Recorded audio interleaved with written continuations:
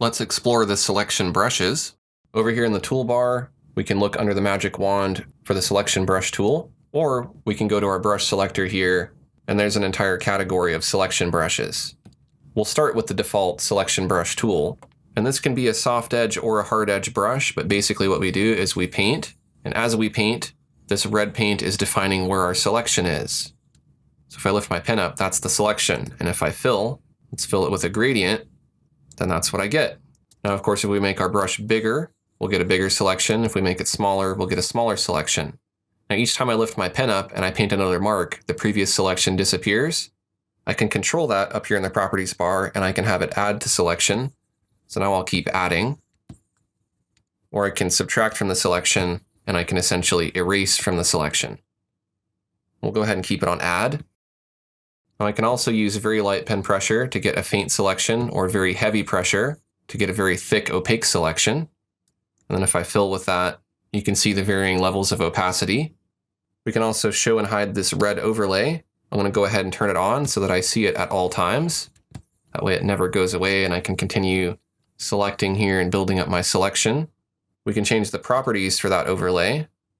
So if we want it to be blue, we could have it be blue. We can also control the opacity of it if we want it to be more opaque or more transparent. And we can change the overlay to the selected area, or we can invert it to select outside of the selection. And then here's where we can toggle the visibility of it as well. Now we can also convert selections to shapes if we want to, and we can save these selections to reuse them. I'll hit Control F to fill the selection with black, and we can see what it looks like. Let's go ahead and switch to the selection brush category now.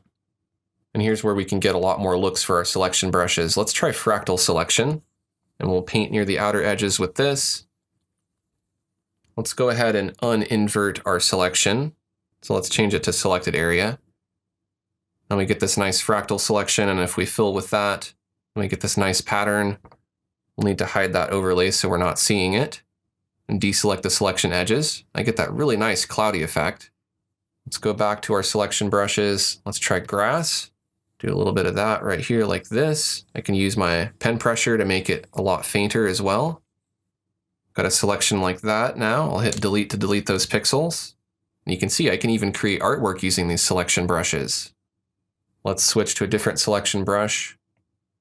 Let's say Splatter Selection. We'll splatter in some here and here. Again, you can use light pressure to do a fainter splatter that's finer, or you can use heavier pressure to do a big, thick, broad splatter, and everything in between. I'll hit delete to delete that, and Control D to deselect. And as you can see, you can do quite a bit with these selection brushes.